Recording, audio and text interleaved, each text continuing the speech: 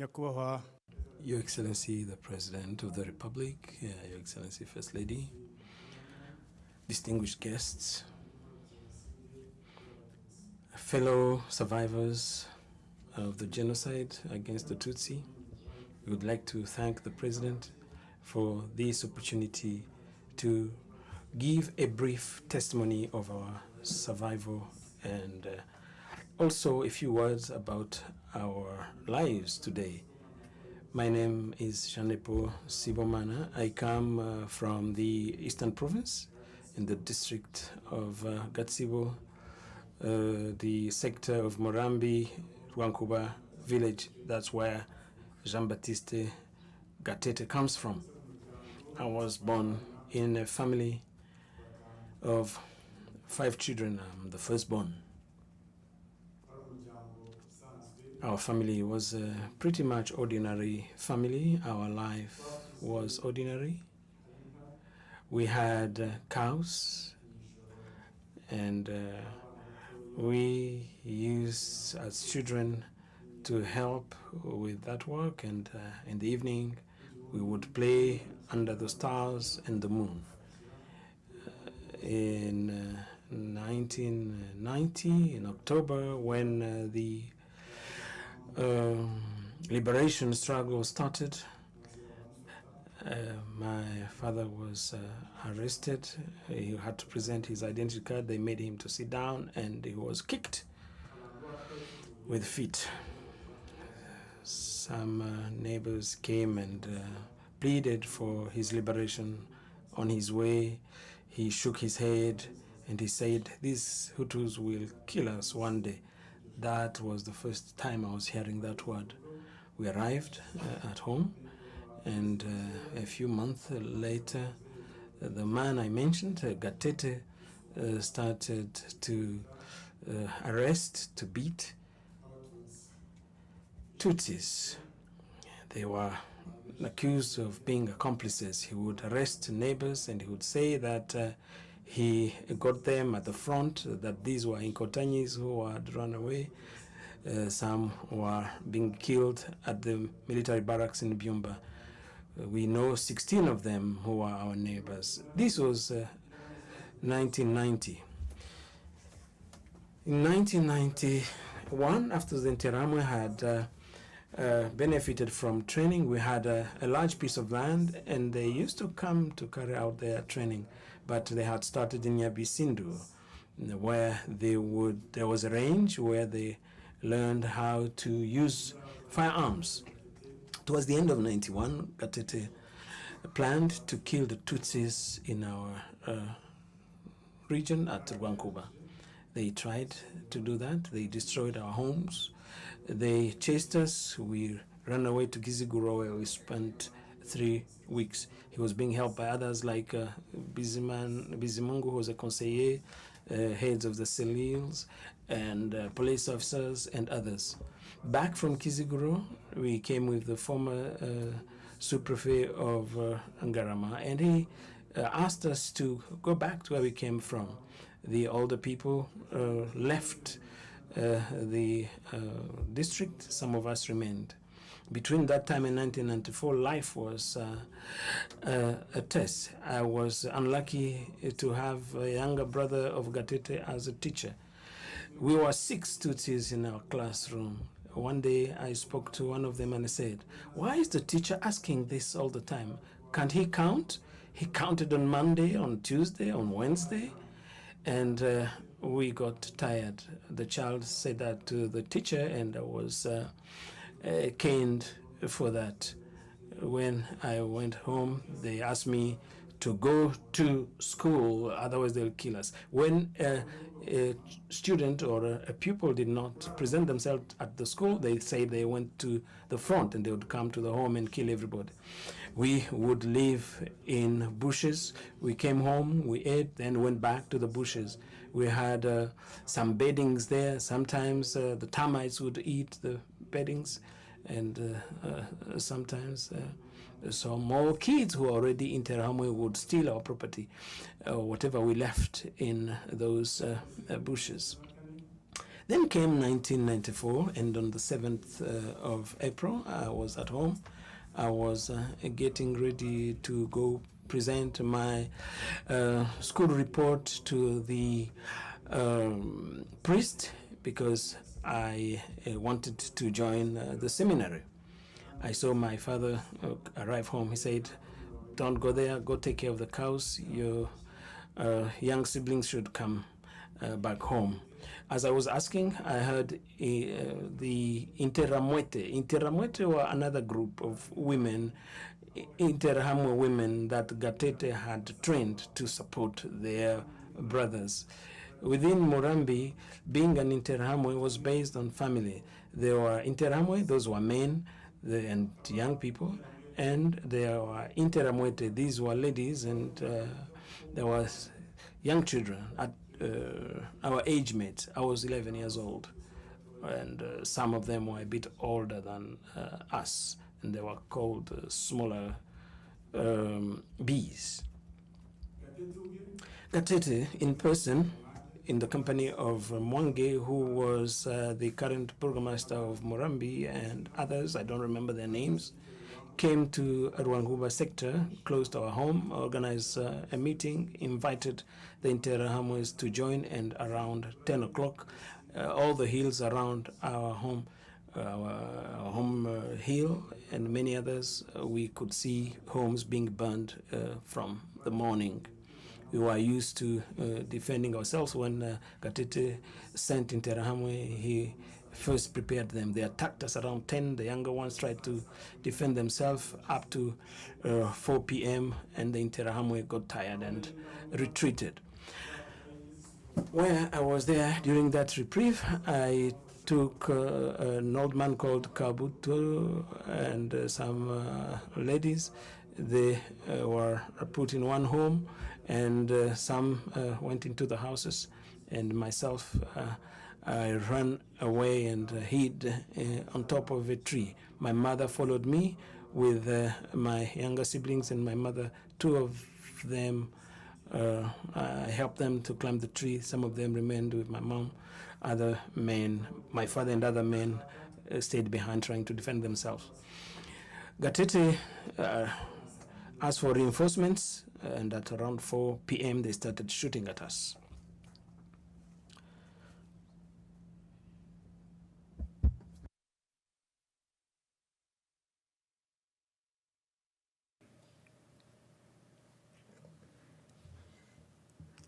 What did he? I am sorry. Then, after shooting at us, some of the victims ran to the marshland of Muhazi. Some people know the place. We were in the tree and we could observe the scene. That day they burnt women and children in excess of 50 in number. It was on the 7th. We fled that night and went to Kiziguro. I was left with my mother and a little sister that she was carrying on her back, and a younger brother. We could not find the others. When we came down from the tree, we don't know where they went. The Interahamwe were there running behind us and chasing us. We arrived at Kiziguro. For those who know that place, there is a valley between Murambi and Kiziguro. It was raining. Crossing that valley during the rain, it was very difficult. Today we have roads and rice is being planted there, but that time it was difficult to cross because you could drown in the mud. So I crossed with my mother and those children. We had to leave Murambi and cross over to Kiziguro. But arrived at the bridge, we found that the Interahamwe were waiting for us. We waited there, but by the grace of God, those Interahamwe fell asleep, and we passed by them. We arrived at Kiziguro around daybreak on the 8th. We thought we were the very first people to arrive at the church, but we found that the church was already occupied by a large number of people. Before we entered the church, the gendarmes and the military intercepted us, kicked us with their feet. And when the priest opened, I ran through his legs. But after the priest had discussed with the soldiers, they allowed my mother and other people to come in. Inside the church in Kiziguro, we spent 3 days. Some who arrived on the 7th had spent there 4 days. No food, no water. The church became overcrowded. This is a church that was built in 1942. Around it, there is a perimeter fence. The church became full. Some went into the adjoining building. Others went to the banana plantation. On the 9th, the priest left us. One of them was called Santos. He was a white man, and another one was called Jean-Pierre, and that one was an extremist. On that same evening, Gatete came. I knew him personally because he was our neighbor. He used to come to our home. His name, we nicknamed him Ruchahana. When he came aboard his car, we would get out of the house and look at him. People wonder why that church was not built. It's not because the people could not defend themselves, but as we arrived, there were gendarmes. You come with a baton, they take it away. You come with any traditional weapon, they take it from you. They are the ones who are giving the keys to the killers. That evening, there were military officers. I came to know later that one of the senior officers there was Ngundie. After being beaten at the front, he came to kill Tutsi civilians.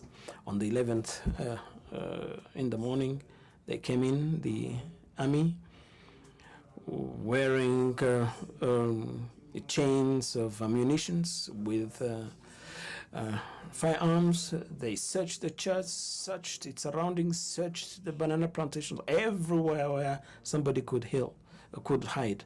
Then Interahamwe came in and started butchering people with machetes.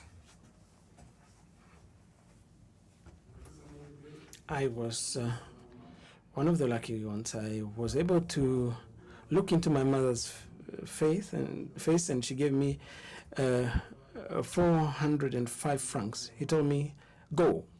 If you survive, take care of your younger siblings.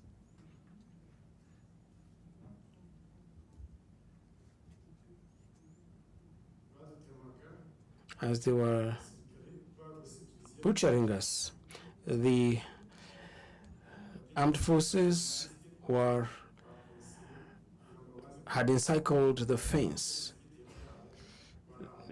The leaders would come with lists on which you had people who are not yet killed. I could recognize our conseiller Bizimungu Jean and the one for Kiziguro called Kamari. I knew them. They cut people, blood was flowing everywhere. It got mixed with rainwater. Somebody hit me on the head and he said, you have money. I don't know whether he saw how my mother handed to me. We were sitting in groups. We were separated. In my group, I was sitting with a young man who had sustained a machete wound, even a lady who had a wound. I digged into my pocket and I gave him 400 francs, and I sat there and watched because they took him away. Other people came from other groups. We arrived outside. We found that others also been cut because others had run and found refuge at the Kiziguro hospital. As we were outside, they decided to escort us to a hole that had been dug in 1972. It was meant to be a borehole for water. It's a very deep hole that was left uncovered. When the bodies became too many, they would take young Tutsis. For instance, they cut your father, they cut him into pieces, put him on a wheelbarrow, and they ask you to push the wheelbarrow and go and pour those pieces into the hole. I sustained, somebody shot at me with an arrow, but it did not kill me. People were running right and left. Towards the evening, the dead were too many to count. To help you understand this, we had people called IDPs in Kiziguro. People had run away from the front. There were Interahamwe, and other civilians, and those people who were displaced. They would kill like there is no tomorrow. They would even eat human flesh. So somebody took me and hid me under his bed. May God bless that soul. He hid me there, and he said, "Keep quiet. If you talk, my wife will kill you."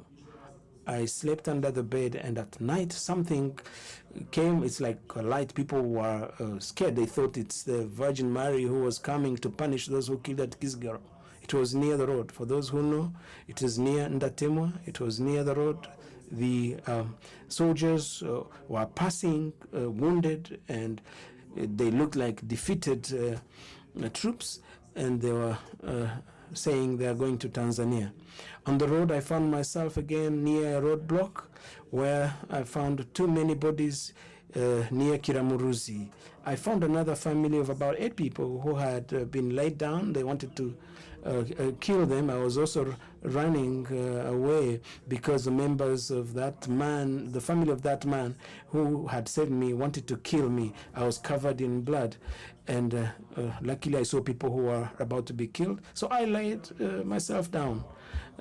One of the Interahamwes was related to those people, and he tried to plead for them, but their brother Gahigi had said, "Kill nobody," because he was not like the others.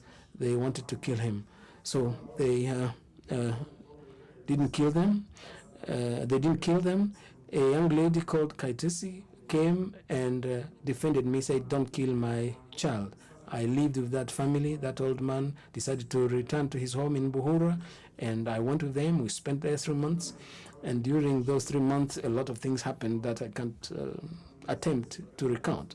But towards the end of June, I met the forces of RPF in Gotanyi. God bless them.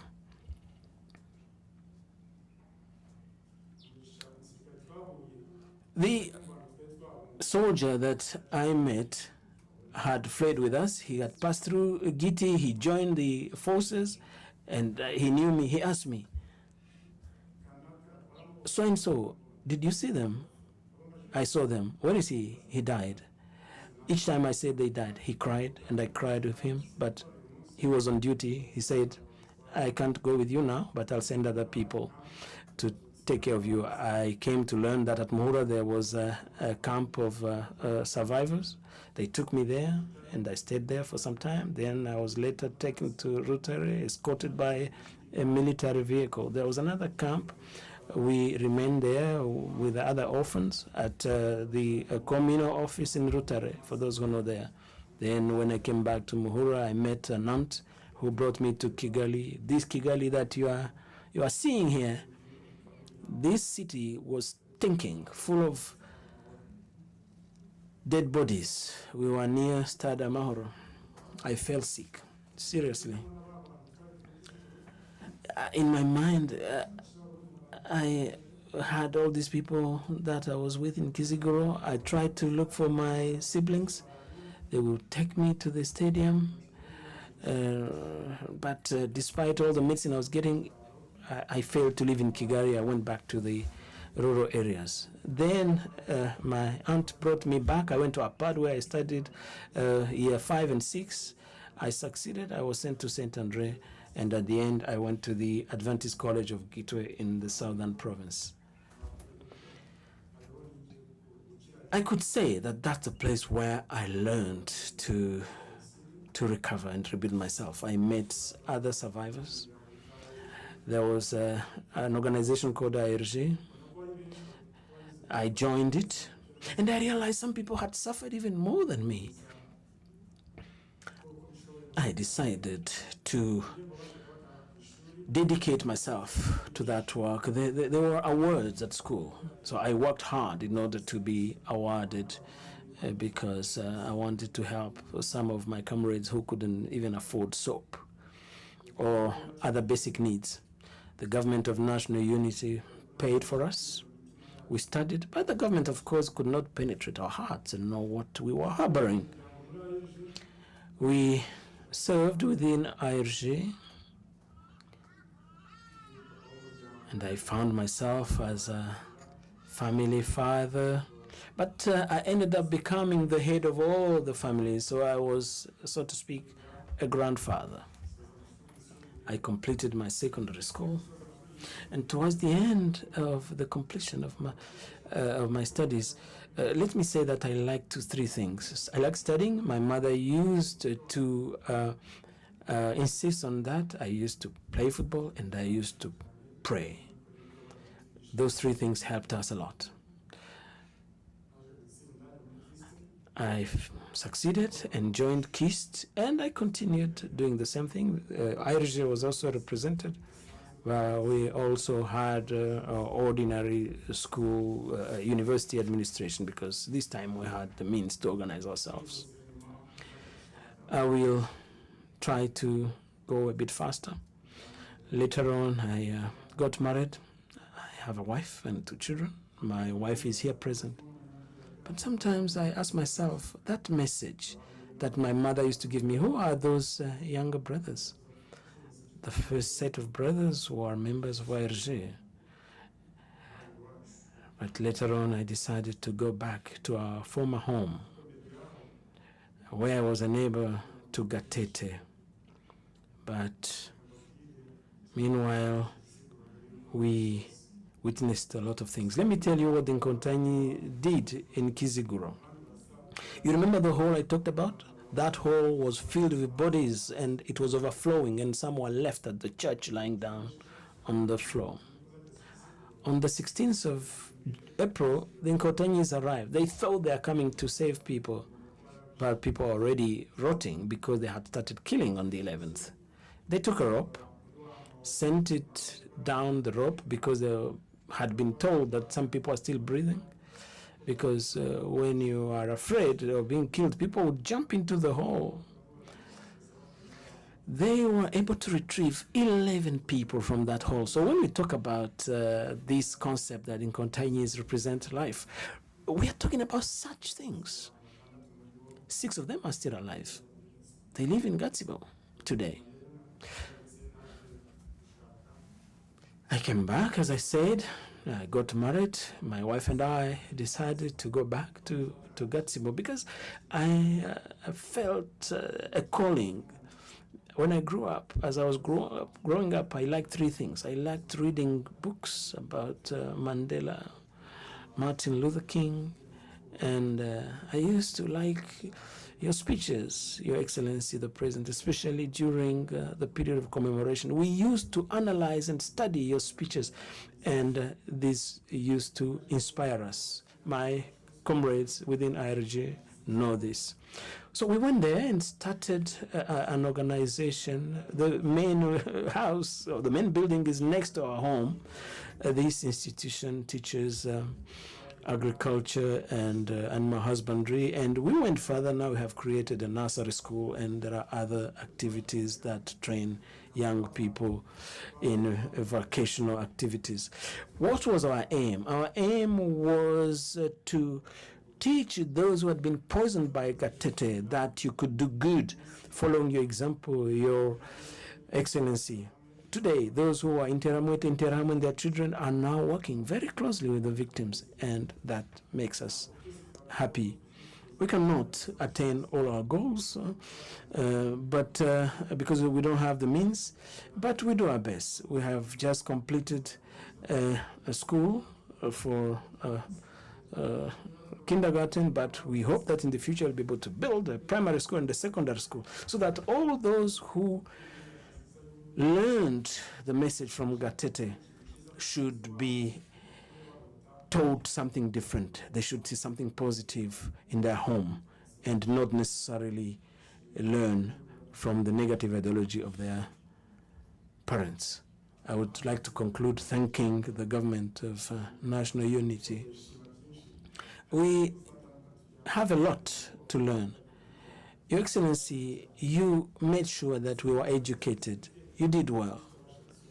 Where would we be now had we not gone to school? I see Mama Vega, we were able to build homes for our parents so that they have a roof over their head. You did a lot more than that. I am the chairman of KWIBUKA in Gatsibo, in Avega Gatsibo. Last year, we were able to retrieve the bodies of those victims that were thrown into that hole. We reached the bottom. We were able to realize that it had 25 meters of depth, 3 meters of width, but at the bottom, it's very wide. We thought that it could be 35 meters deep. We thank you for building a memorial there. It lies on a beautiful hill. When you have time one day, please pass by. My first message goes to the parents who dedicated their lives to us. The government was paying, but during the holidays we had to go somewhere. I would find that one parent has like 10 children. Thank you, our parents, for your dedication. I'd like to thank my comrades. I see some of them here present. Thank you for having obeyed your government, obeyed the parents. They were not your physical parents, but they were your spiritual parents nevertheless. We thank the government of Rwanda very, very, very deeply. First, for the peace that we have. Second, for this solid program of fighting against the genocide ideology. And thirdly, because we are all involved in this all-encompassing effort for rebuilding our country. But most importantly is that you are teaching us to be united.